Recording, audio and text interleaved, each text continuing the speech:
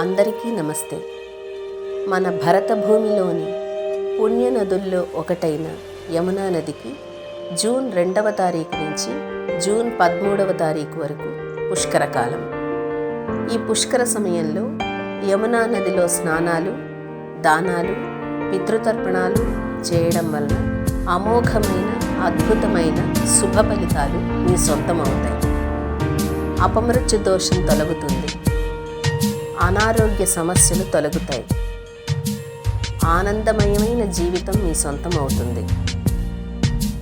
శ్రీకృష్ణుడు రాధమ్మతో కలిసి గోపికలతో విహరించి కంసుని సంహరించిన పుణ్య ఘాట్లలో యమునా నది స్నానాలు చేయడానికి తరలి రండి. ఈ జన్మను తరింపజేసుకోండి. యమునా నది ఎవరనుకుంటున్నారు? సాక్షాత్తు ఈ జగతికి చైతన్యాన్ని నింపే సూర్య భగవానుడి పుత్రిక, యమధర్మరాజు యొక్క సోదరి.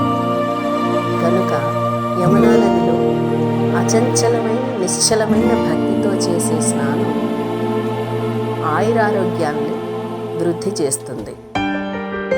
తరలిరండి, యమునా నది పుష్కర స్నాన ఫలితాన్ని పొందండి. జై శ్రీరామ్.